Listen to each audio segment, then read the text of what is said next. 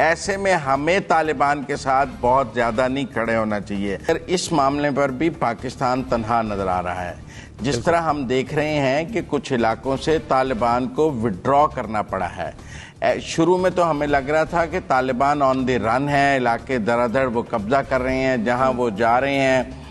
ہم نے یہ بھی دیکھی ہیں خبریں کہ بھارت نے بہت زیادہ اسلحہ اور چیزیں افغان حکومت کو دی ہیں لڑنے کے لیے، لیکن اس دفعہ جو ہے وہ کابل پر قبضہ بہت ان کے لیے مشکل ہوگا۔ یعنی تو ہم کیسے یہ بھول سکتے ہیں کہ یہی وہ لوگ تھے، یہی طالبان تھے جنہوں نے پاکستان میں دھماکے کروائے، اے پی ایس پہ حملہ ہوا، ملالہ پہ حملہ کروایا، یہی لوگ تھے۔ ویڈیو کے بیچ میں آنے کے لیے کھیت ہے، پر یہ نیوز آپ کے لیے بہت اچھی ہے۔ ہمارے چینل میں چل رہا ہے گیو اوے، جس میں آپ جیت سکتے ہیں ریڈمی نوٹ 10S۔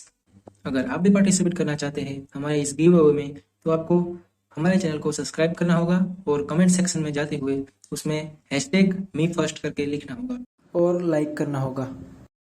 اب ہونے کیا جا رہا ہے، وہ جو قبضہ ہونا ہے وہ اتنا آسان نہیں ہوگا، کیونکہ پہلے تو جس طرح سے 1996 میں طالبان نے قبضہ کیا تو اس وقت جو ہے وہ مختلف جنگجو گروہ تھے جو کہ آپس میں لڑ رہے تھے، تو نسبتاً ان کے لیے آسان تھا۔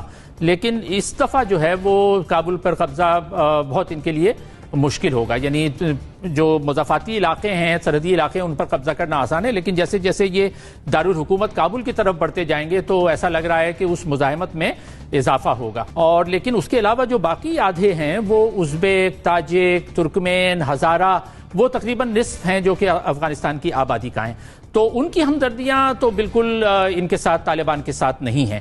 لیکن جو دوسرا اسکول آف تھاٹ ہے وہ یہ سمجھتا ہے کہ طالبان کا آنا پاکستان، کیونکہ طالبان بہرحال ایک انتہا پسند جنگجو اور فرقہ وارانہ گروہ ہیں، یہ ایک ملیٹنٹ گروپ ہے، ٹھیک ہے۔ اب یہ ملیٹنٹ گروپ جہاں بھی اگر اقتدار پہ قبضہ کرتا ہے تو اس کے اثرات جو ہیں وہ پڑوسی ملکوں پہ پڑنے لازمی ہیں۔ پاکستان پر اس کے سماجی اثرات پڑیں گے۔ سماجی اثرات کیسے پڑیں گے؟ ہم نے یہ دیکھا ہے کہ جب بھی سماجی طور پر ہمارے ہاں پچھلے 40 سال میں انتہا پسندی بڑھی ہے، اس سے کوئی انکار نہیں کر سکتا۔ ہمارے ہاں فرقہ واریت بڑھی ہے، اس سے بھی کوئی انکار نہیں کر سکتا۔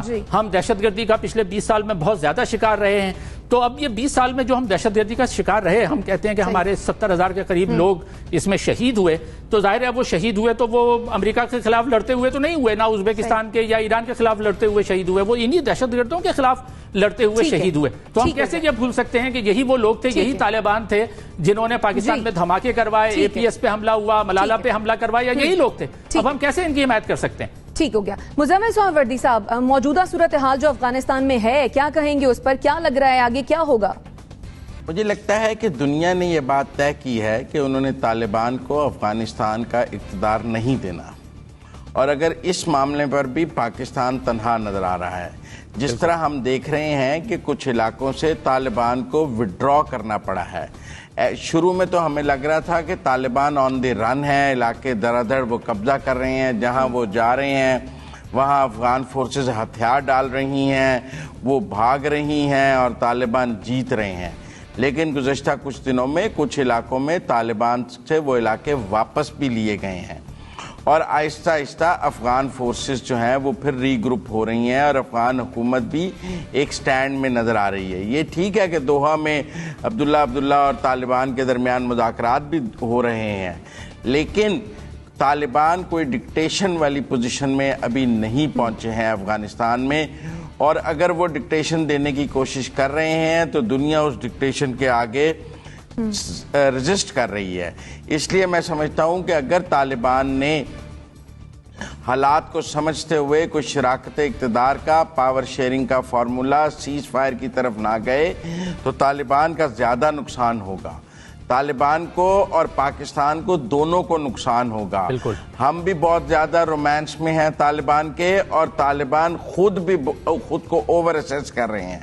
آپ یہ دیکھیں کہ کچھ اسپن بولدک میں بھی جو انہوں نے پاکستان کے علاقے قبضہ لیے ہیں، اس کے بعد افغانستان کے نائب صدر کا بیان آیا کہ ہم وہاں ایئر سٹرائکس کرنا چاہتے ہیں، پاکستان روک رہا ہے۔ پاکستان کی وزارت خارجہ کو یہ کہنا پڑا کہ افغانستان کے اندر افغان حکومت کوئی بھی ایئر سٹرائکس کرے، ہمیں کوئی اعتراض نہیں ہے، وہ ان کا مکمل حق ہے۔ اس لیے اس سے یہ نظر آ رہا ہے کہ کوئی ایسی بات نہیں ہے کہ بس طالبان کی فتح کا جھنڈا گاڑ دیا جائے۔ ان کو اس بار مکمل ریزسٹنس دینے کا پلان ہے. اگر اشرف غنی اور عبداللہ بیٹھے ہیں کابل میں تو اس کا مطلب ہے کہ گیم پلان ان کے پاس بھی ہے, ورنہ ہم نے سب کو بھاگتے دیکھا ہے ماضی میں.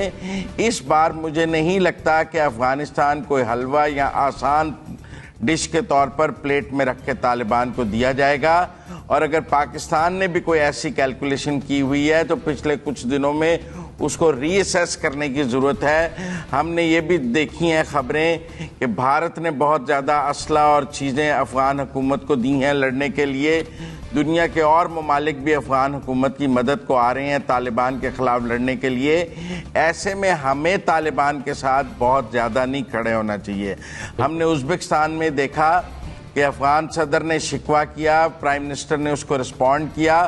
اس کے بعد اچھی بات ہے کہ دونوں ممالک کے درمیان مذاکرات ہوئے. ہم نے حامد کرزئی کو انوائٹ کیا, اب ہو رہا ہے کہ وہ کانفرنس پوسٹ پون بھی ہو رہی ہے. حامد کرزئی نہیں, ہمیں اشرف غنی سے بات کرنی ہے. حامد کرزئی تو خود اقتدار کے متلاشی ہیں. جب وہ صدر تھے تو وہ پاکستان کے خلاف ورزہ سرائی کرتے تھے.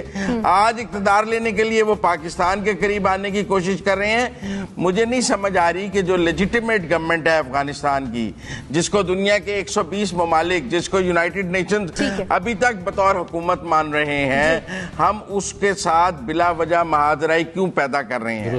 ہمیں ان کو بتانا چاہیے اور ہمارے ایکٹ سے نظر آنا چاہیے کہ ہم نیوٹرل ہیں اور ہمیں نیوٹرل رہنا چاہیے. ہم اپنی سرحد بند کر دیں گے, نمبر 1. نمبر 2, ہم اس پالیسی پہ گامزن ہے مسلسل کہ افغانستان کا جو حل ہے وہ بندوق سے نہیں بلکہ وہ بات چیت سے ہوگا, مذاکرات سے ہوگا. اور وہ مذاکرات جو ہے افغانستان کی سیاسی قیادت خود کرے گی, اپنے مستقبل کا تعین خود کرے گی. ہم کسی کے اوپر نہ امپوز کرنا چاہتے ہیں, نہ ہی ہمارا کوئی ایسا ارادہ ہے. یہ بڑا واضح ہمارا پیغام ہے. تیسری بات یہ ہے کہ جب ساری دنیا جو ہے طالبان کے ساتھ دوحہ کے اندر بیٹھ کے مذاکرات کر سکتی ہے تو ہمیں کیوں نہیں, جو ہمارا بالکل نیکسٹ ڈور نیبر ہے, ہماری پوری ایک لمبی سرحد اس کے ساتھ لگتی ہے, تو ہمیں ان سے بات چیت کرنے میں کیا حرج ہے؟ کوئی کیا مذائقہ ہے ہم اگر ان سے بات چیت نہ کریں؟ لگتا ہے افغانستان کے اندر بازی پلٹتی جا رہی ہے. جس طریقے سے افغانستان آرمی لڑ رہی ہے طالبان کے خلاف وہ قابل تعریف ہے. ان کے چنگل سے کافی علاقے افغان آرمی نے چھڑا لیے ہیں, جس کو دیکھنے کے بعد طالبان کے حوصلے پست ہو گئے ہیں اور وہ کافی علاقہ خالی کر چکے ہیں. اس سے پتہ چل رہا ہے اس بار طالبان کی راہ کابل کے لیے بہت آسان نہیں ہونے والی. ان کو کافی کٹھنائی جھیلنی پڑیں گی کیونکہ افغانستان بالکل اچھی طریقے سے لڑ رہا ہے طالبان کے ساتھ, اور اسے دیکھتے ہوئے پاکستان کے پیٹ میں درد ہو رہا ہے. جو ان کی یوجنائیں تھیں طالبان کے ساتھ مل کے کابل پہ قبضہ کرنا, وہ دھیرے دھیرے لگتا ہے مٹی میں ملتی جا رہی ہے. اسی چیز کو دیکھتے ہوئے اب پاکستان پھنس چکا ہے کیونکہ اس نے ہی طالبان کو سب سے پہلے سپورٹ کیا تھا, مگر ابھی سارے ملک کھل کے سامنے نہیں آئے اور اب یہ کہہ رہے ہیں کہ ہمیں اتنی جلدی طالبان کو سپورٹ نہیں کرنا چاہیے تھا کیونکہ اینڈ میں ہماری ہی بدنامی ہوگی. اور اس میں کوئی بڑی بات نہیں کیونکہ افغانستان آرمی ٹرینڈ ہے انڈین آرمی سے, اسی وجہ سے اچھی طریقے سے لڑ رہی ہے افغانستان آرمی اور رزلٹ بھی دے رہی ہے. اور آگے جا کے دیکھتے ہیں فرینڈ اس کا کیا نتیجہ نکلتا ہے. جے ہند, دھنیہ واد.